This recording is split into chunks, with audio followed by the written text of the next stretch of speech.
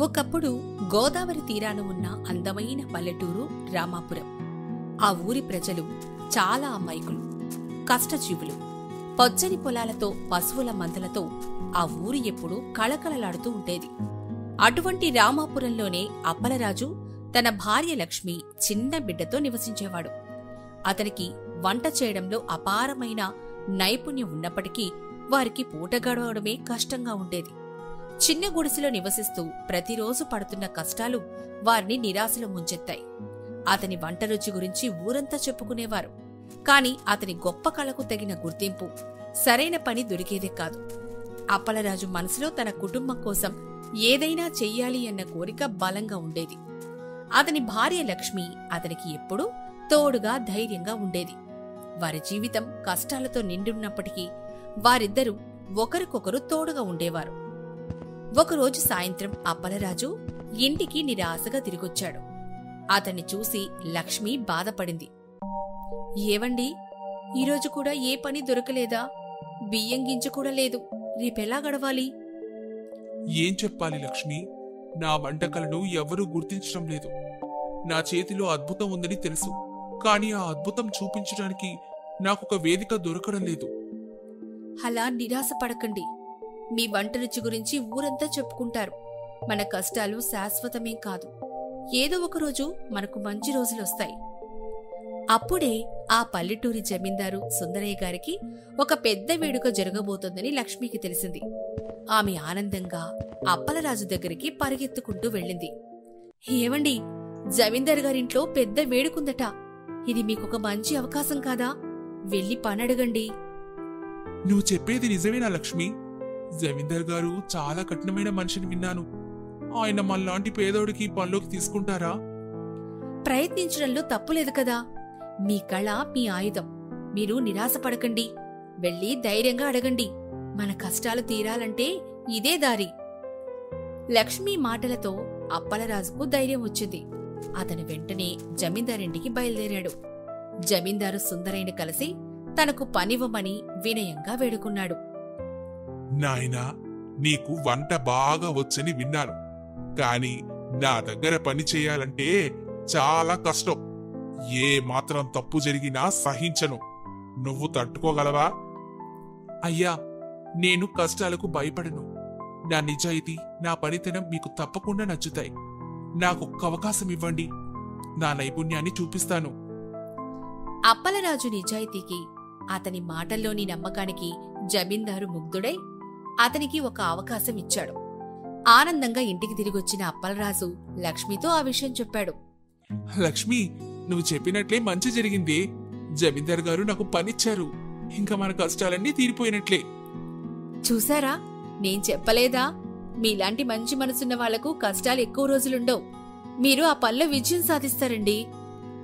అప్పటినుంచి అప్పలరాజు జమీందారింట్లో వంటవాడిగా చాలా నిజాయితీగా, శ్రద్ధగా పనిచేసాగాడు. అతను చేసే వంటలు జమీందారికి, అతిథులకి ఎంతో నచ్చాయి. జమీందారింట్లో వంట పనుల నిర్వహణ చాలా కఠినంగా ఉండేది. ఏ చిన్న తప్పు జరిగినా జమీందారు కోపంతో ఊగిపోయేవాడు.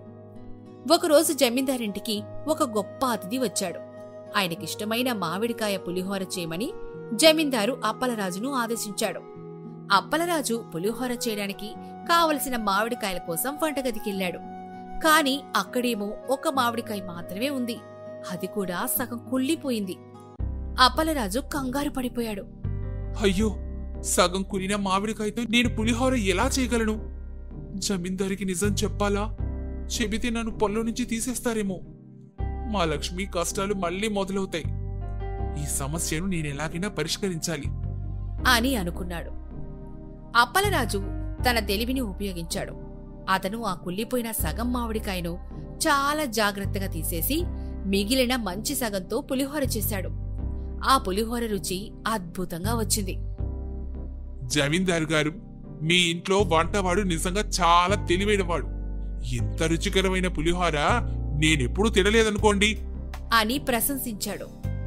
జమీందారికి విషయం అర్థమైంది. అతను అప్పలరాజును పిలిచి, నాయనా, మామిడికాయలు అయిపోయాయి కదా, నువ్వు ఈ పులిహోర ఎలా చేశావు అని అడిగాడు. అప్పుడు అప్పలరాజు, అయ్యా, నేను నిజం చెప్పాలంటే కేవలం ఒక్క మామిడికాయ మాత్రమే మిగిలింది. అది కూడా సగం కుళ్ళిపోయింది. నేను మిగిలిన మంచి సగంతోనే ఇదిగో ఈ పులిహోర చేశాను. నాకు వేరే దారి కనిపించలేదయ్యా. నీ నిజాయితీ, నీ తెలివి నాకు చాలా నచ్చాయి. నువ్వు సమస్యను దాచిపెట్టకుండా తెలివిగా పరిష్కరించావు. ఈ రోజు నుంచి నువ్వు నా ఇంట్లో ప్రధాన వంటవాడిగా ఉంటావు. నీ భార్యతో సహా సుఖంగా ఉండండి. అప్పలరాజు కళ్ళల్లో ఆనంద బాష్పాలు నిలిచాయి. అతను లక్ష్మికి ఈ విషయమంతా చెప్పినప్పుడు ఆమె కూడా ఆనందంతో ఉప్పొంగిపోయింది. అప్పలరాజు జమీందారింట్లో ప్రధాన వంటవాడిగా మారిన తర్వాత అతని జీవితం మెరుగుపడింది. కాని కొత్త సమస్యలే ఎదురయ్యాయి. జమీందారింట్లో ఇంతకాలం పనిచేస్తున్న ఇతర వంటవారు, పని మనుషులు అప్పలరాజు పట్ల అసూయపడ్డారు. వాళ్లు అతని నిత్యం ఏదో ఒక విధంగా ఇబ్బంది పెట్టడానికి ప్రయత్నించేవారు. ఒకసారి జమీందారు కోసం అప్పలరాజు తయారు చేస్తున్న ప్రత్యేకమైన తీపి పదార్థంలో ఉప్పు కలిపేశారు. అప్పలరాజు వంట చేసేటప్పుడు రుచి చూడ్డం అతడి అలవాటు. అతను ఉప్పు రుచి చూసి వెంటనే గ్రహించాడు, కాని కోపడలేదు. అప్పుడు అప్పలరాజు, బహుశా ఇది పొరపాటున జరిగిందేమో. నేను కోపం చూపించకూడదు. నా పని నేను నిజాయితీగా చేసుకోవాలి. అతను వెంటనే ఆ తీపి పదార్థాన్ని పారేసి కొత్తగా ఇంకో అద్భుతంగా మరో తీపి వంటకం తయారు చేశాడు. ఆ వంటకం జమీందారికి చాలా నచ్చేసింది. మరోసారి వంటగదిలోని ముఖ్యమైన వస్తువుల్ని దాచిపెట్టారు. అప్పలరాజు అప్పుడు కూడా కంగారు పడలేదు. తన తెలివితో అందుబాటులో ఉన్న వస్తువులను ఉపయోగించి మరో కొత్త వంటకాన్ని సృష్టించాడు. ఈ సంఘటనలన్నీ జమీందారు గమనిస్తూనే ఉన్నాడు. అప్పలరాజు నిరాశపడకుండా సమస్యలు ఎలా పరిష్కరిస్తున్నాడో చూసి జమీందారు చాలా సంతోషించాడు. ఒకరోజు జమీందారింట్లో జరిగిన ఒక పెద్ద విందు కోసం వంటలు చేస్తున్నప్పుడు ఇతర వంటవాళ్లు కావాలని ఒక ఖరీదైన మట్టి కుండను పగలగొట్టేశారు. ఆ పగిలిన కుండను అప్పలరాజు దగ్గర పెట్టారు. దాన్ని అప్పలరాజు పగలగొట్టాడని చెప్పడానికి అప్పలరాజు అది చూసి నిశ్శబ్దంగా ఉన్నాడు. అతను కోపంతో వారిని నిందించలేదు. బదులుగా అతను ప్రశాంతంగా ఆ పగిలిన కుండను పక్కన పెట్టి మిగిలిన వస్తువులతోనే తన పనిని కొనసాగించాడు. అయ్యా, క్షమించండి. నా చేతికి తగిలి కుండ పగిలింది అని అప్పలరాజు వినమ్రతతో జమీందార్కి చెప్పాడు. జమీందారికి నిజం తెలుసు. ఆ కుండ పగలకొట్టిన పనివాడు ఈ విషయాన్ని జమీందారికి నివేదించడానికి పరిగెత్తుకొచ్చాడు. కాని జమీందారికి ఈ విషయం అప్పటికే తెలుసు. జమీందారు అప్పుడు తల్లో తాను ఇలా అనుకున్నాడు, ఈ అప్పలరాజు నిజంగా చాలా మంచివాడు. ఇతను తప్పు చెయ్యకపోయినా దాని బాధ్యతను తానే తీసుకున్నాడు. జమీందారికి అప్పలరాజు మీద మరింత నమ్మకం ఏర్పడింది.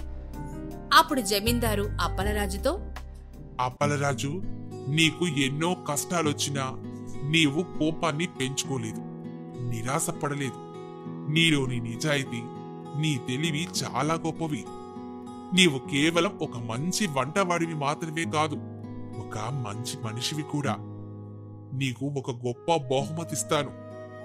జమీందారు అతనికి గొప్ప బహుమతిచ్చాడు. ఆ డబ్బుతో అప్పలరాజు, లక్ష్మి ఒక చిన్న ఇల్లు కట్టుకొని సుఖంగా జీవించారు. మరి ఈ కథలోని నీతేమిటంటే, మనం ఎంత కష్టాల్లో ఉన్నా మన నిజాయితీ, మన తెలివిని కోల్పోకూడదు. ఎందుకంటే నిజాయితీ, తెలివి మనకు ఏ కష్టాన్నైనా అధిగమించే శక్తినిస్తాయి. నిజాయితీగా ఉంటే మనకు తప్పకుండా మంచి జరుగుతుంది. కష్టాలను ధైర్యంగా ఎదుర్కొంటే విజయం మనదే.